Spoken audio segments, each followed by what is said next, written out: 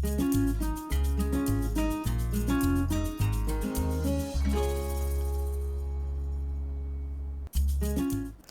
a quarter to the weekend and you are watching Smell the Coffee with Diana Master and Glenora Shipura. We are so excited to be bringing you today's episode. Of course, we'll bring you bizarre news, we'll bring you celebrity news and everything that makes Smell the Coffee your favorite morning talk show. How are you doing? I'm doing very well, babes. I've missed you. I've missed you too. We've not hung out on our favorite show. You know what I mean? And we are even supposed to go get like champagne or matcha or something. So if you're a Smell the Coffee presenter, it's never too early to have like... It's 5 o'clock somewhere. It's 5 o'clock somewhere, guys. So... Actually, I was actually thinking about this, Nick, because you and I talked about this off air. What is your take? Actually, I need to actually talk with men as well. You meet a man, you guys are now. It's already going downhill. You meet a man, it's... You meet a man, he's doing the things are... You know what I mean? You are happy. You're even looking forward to February. You know, where's this going? You can finally get the flowers. And then somebody just hollers you. Woman to woman. Woman to woman. I'm coming to you as a woman. I'm coming to you as a woman. It's the worst. It's the absolute worst. I'm coming to you as a woman. So I was talking to my guy friends, and then they were saying like they were in situations like that. Yeah. Where the situation was not really like that. Let's say I dumped you. Okay. Oh, I see. I see. But you don't want me. You don't want him to date Glenora. Okay. So then I come and say. But as a woman, I would always believe what another woman tells me. Would you? Would you? I was in a situation. You also told me something similar. Yes. Where we just believe what the next, because you are a woman. No, for me, because I was on the opposite end. I wasn't the woman being, approached. Yeah. I was the woman who was supposed to do the approaching. And then you to be like, and I just said, you know what, nah, because at the end of the day, women, we can also be very funny. Because then, how do I know you're not going to turn it around and say, no, but Diana, you wanted my man. It's like, sis. It's not that deep. It's not that deep. But also, if you find yourself having to call a man, no, not a man, another woman. I'm coming to you as a woman. No. Just pack your bags and go. Don't even. It's not worth it. It's not worth my it. toxic trait, though, is I want to know why. Do you understand? That's my toxic trait. I want to be like, but why? Why did you do it? You know, like, do I have dumb written on my forehead? I just want to know why. That's my toxic trait. You know so I don't really care. And maybe this sounds so bad. I don't know if it sounds bad. Like, you're a beautiful woman. You can pull any guy. Yet you stick to those that do the things that must not be done. So also, let's bring it back. No. Why are we going for people who, you know what I mean, are not emulating the love that we want? Because a lot of the times we settle. We settle out of fear of being alone. You know what you deserve. You know your standards. But then here comes Tom being like, listen, this is the bare minimum I can offer you. And you go, and this Tom, and because of this Tom, and now you are of the idea that we are together and I need to be with someone. If Tom starts talking to another girl, now you are here calling people's daughters. Until somebody's son sits you down and says, I want us to date. Will you be my girlfriend? And until you say yes, just assume he's being nice. But also for the guys out there, do give us advice. Is it always we should take the other woman's word for it? Or are there situations where things are not as black and white? I don't think there are situations that are just as clean. I do think sometimes we can also be, a little delulu. Yeah, a little and you can be like, oh, nah, that's my man. That's my man. But that time, this girl just assumed that this is her man's, and this homeboy genuinely did not know that he's in a relationship with this person. Because I think I a lot of the times, right, it goes back to what I was saying, to say until he sits you down, asks you to be his girlfriend, and until you say yes, you guys are not dating, right? So I think a lot of the times people assume, oh, but we've been doing this thing for like a year or 2 years, we are automatically a couple. No, sis. You will bring somebody else and be like, but I never said you were my girlfriend, though. I never said, we never, guys, come on now. You need to be careful out there. Y'all need to be safe. Guard Be your like heart. me. Be Guard single your like heart. me. Guard your heart. Be single like me, but also be married like me. Because today I was like thinking, like, is this a dating pool? Should I start looking at cats?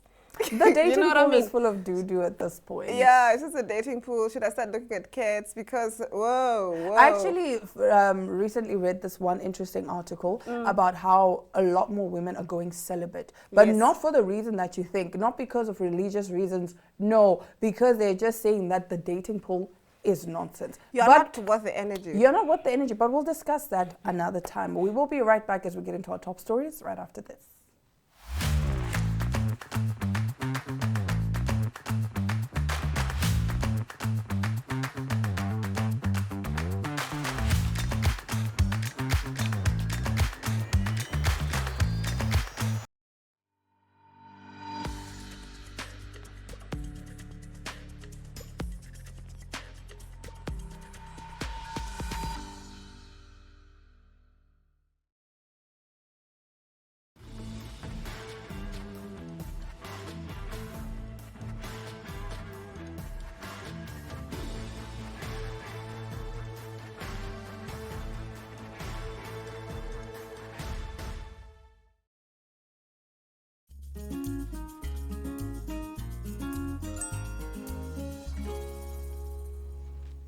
The Barbs are not having a good day. Nicki Minaj claims she's not going to put out the album anymore and tells Jay-Z, I hope you're happy.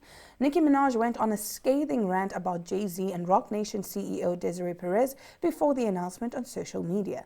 Now, Nicki says she's scrapping her next album and won't be releasing any more music amid her long-standing beef with Jay-Z and Roc Nation. She made the announcement on X on Wednesday after a fiery rant about her issues with the company the legendary rapper founded. She said, they came begging the Queen for a tour and album and I said nope.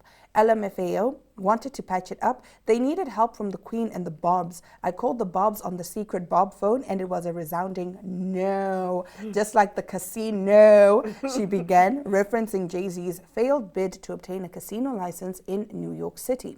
Jay-Z, let me find out you're gonna let Desiree take the fall alone. Minaj continued, I don't blame you. That ugly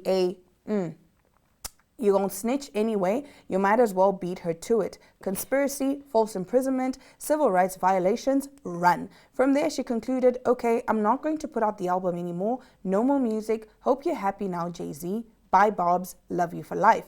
Minaj hasn't officially confirmed her next album, but did hint at a March 2026 release date last month. Nicki Minaj has been targeting Jay-Z and Roc Nation CEO Desiree Perez on social media for many months. She previously complained about their decision to select Kendrick Lamar to perform at the Super Bowl halftime show instead of Lil Wayne. She also alleged on many occasions that she wasn't properly compensated when Jay-Z sold Tidal in 2021. Oh, I love Nicki, ne? I really love Nicki. and we know Aina Riza Koya loves She Nicki. loves, she's a barb. She's a barb, but my homegirl, you're Homegirl, honestly speaking, my you know, homegirl. when Cardi B said, she made some shocking allegations to say that Nicki Minaj's husband keeps her high so he can steal her money. That's what Cardi said. I didn't say this. This is what Cardi B said. So this is what Cardi B alleged. And then Nicki went on one live and she looked high. And she was acting like, these were the observations people made, especially in the comment sections. People were saying, she is so high, she's higher than a kite, whatnot, whatnot.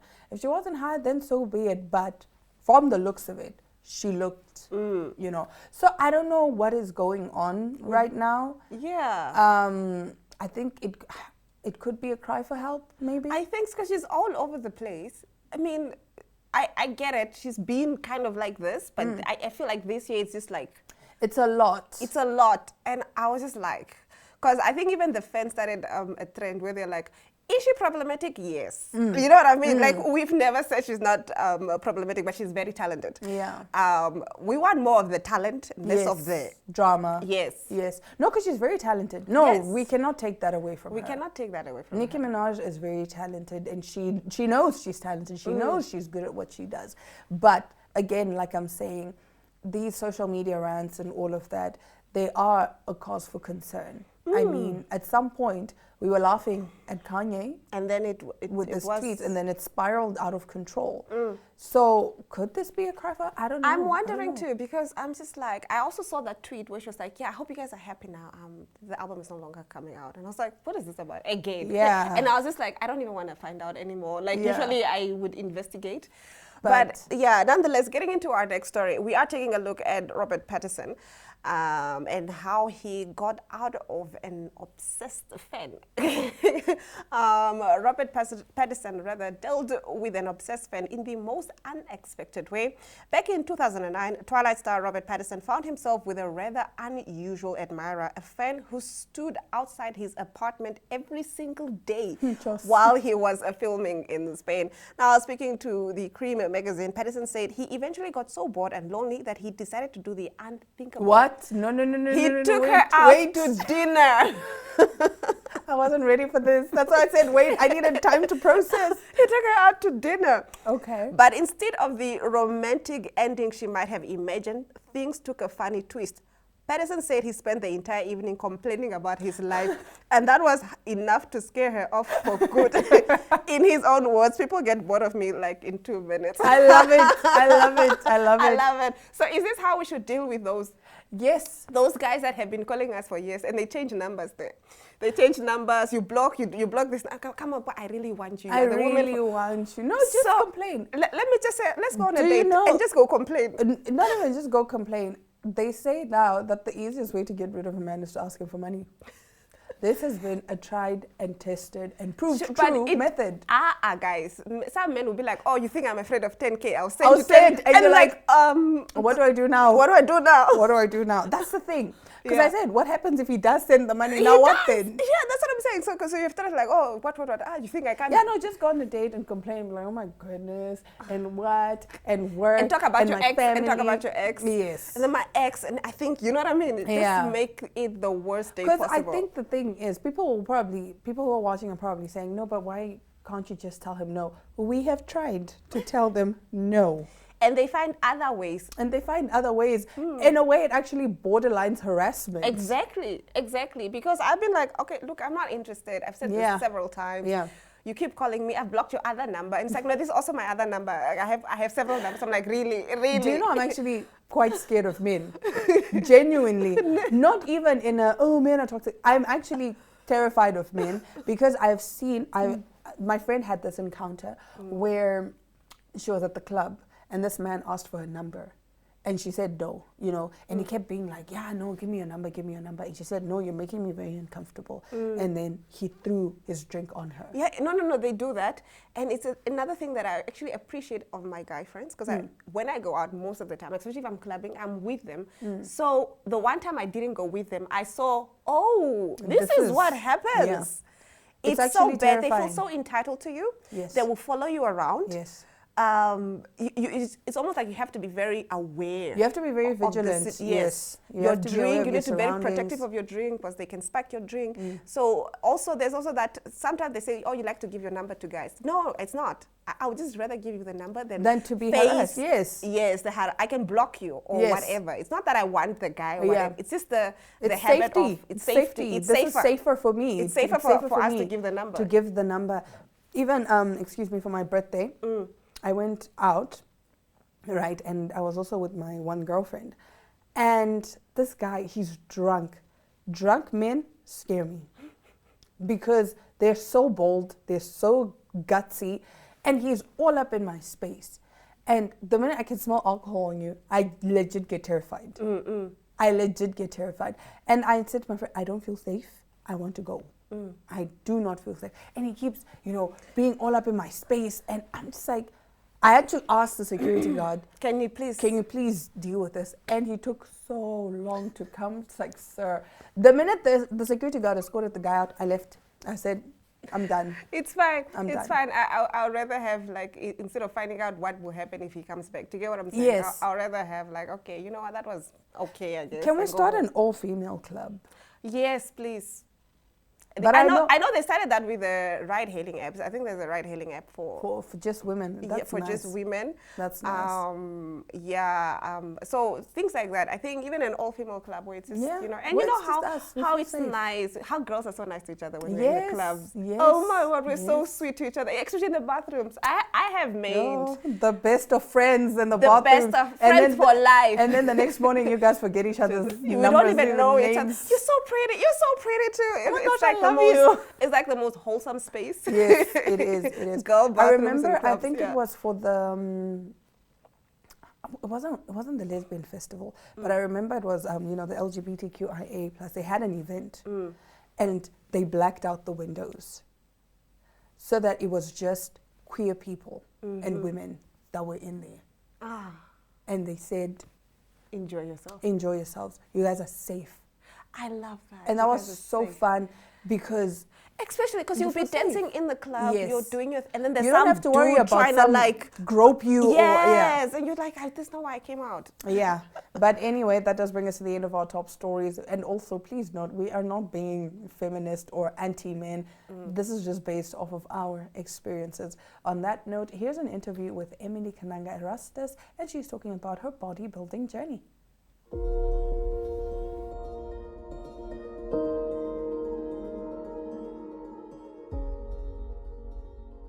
Do you like traveling? Do you like to experience new places? Well, then you should tune into On the Rock, where we explore enjoy establishments all over Namibia and South Africa. Great food, great fun, and so much more. So be sure to mark your calendar as we explore the beautiful landscapes of Namibia at the various enjoy establishments.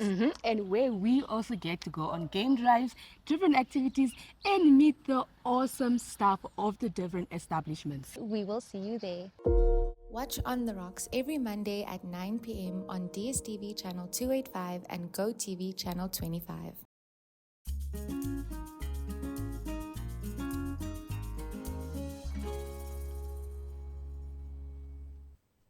Emily Erastus joins us now to talk about her return from the fantastic competition.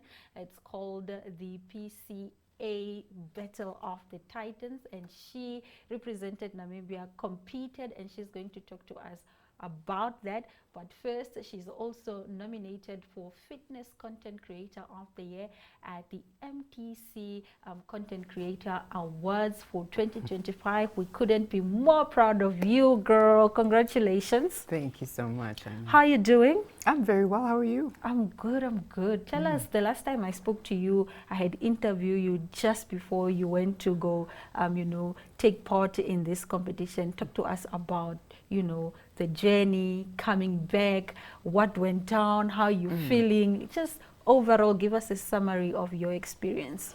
Well, the trip was so fantastic. We went down as a group of us, about 6 of us competed, and it was really nice to have that energy of a team and to be able to compete alongside Namibians in South Africa and on a stage, and to put Namibia on the map in that way. It was really, really fun and cool. Yeah, overall, we're very proud of how we placed. The experience that I got, it definitely gave me an itch to continue bodybuilding. So, yeah. All right. Talk to us more about, you know, the competition. What is it all about? How many countries came together, and what number did we place? Yeah. So I had to tell myself, like, it doesn't matter if you don't win, but of course I wanted to win. Yes, the aim is to win. Yeah. So I placed 3rd in my category that I competed in, and it's a placement that I'm very proud of, even though it took a while to marinate and accept that. I was like, what? Yeah, I did Not that. First? That's why you're nominated for Content Creator of the Year, Fitness Content Creator of the Year.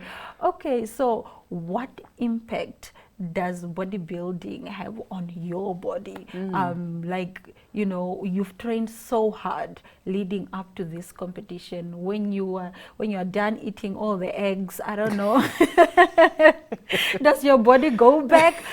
Is your body more relaxed? Do you crave the extreme working out?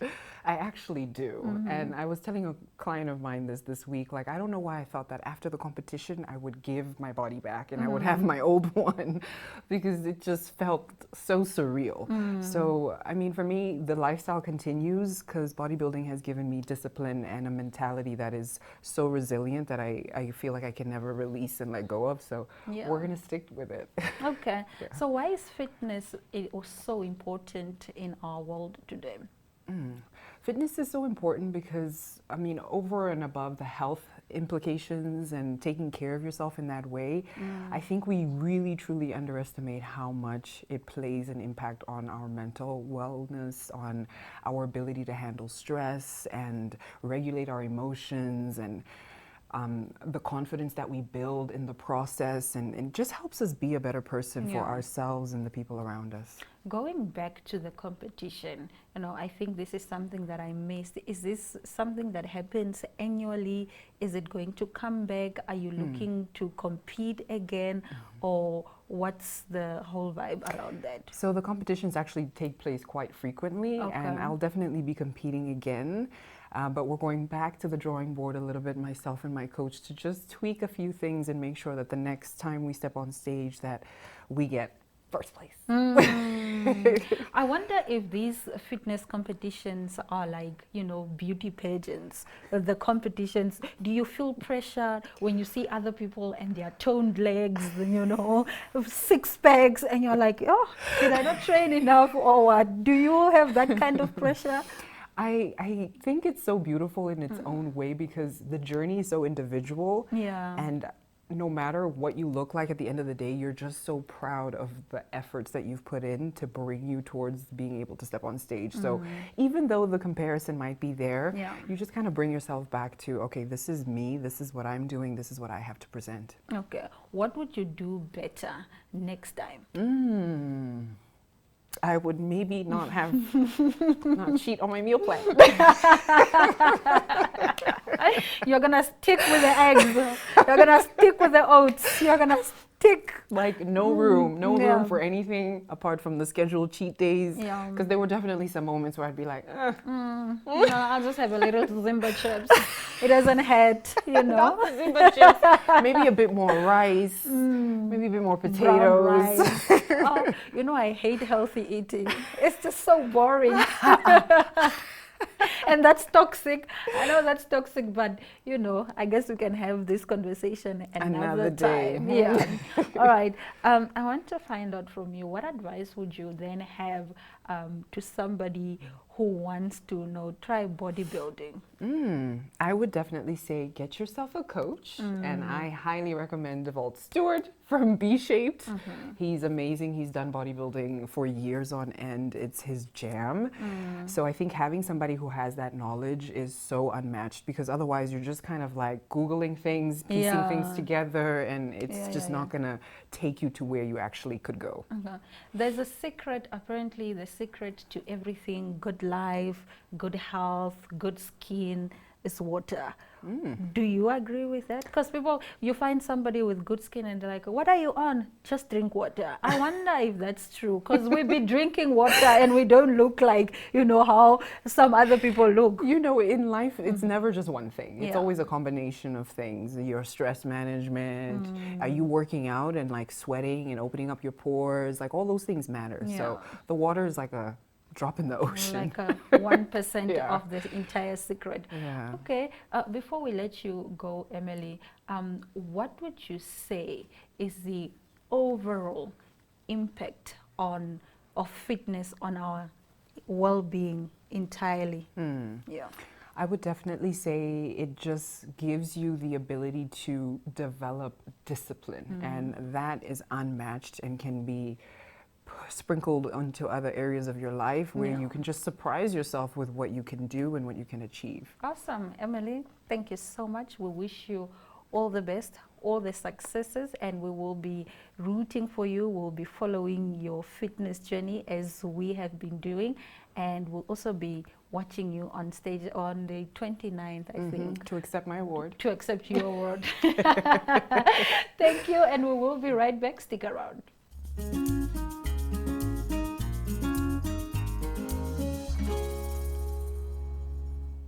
And that's all the time we have for you today. Thank you so much for joining us this morning for Smell the Coffee. Let us know what you think about some of the stories that we shared and our probably controversial opinions and takes on certain situations. Nevertheless, from Diana Master and Glenora Shapura, we'll catch you again tomorrow, same time, same place.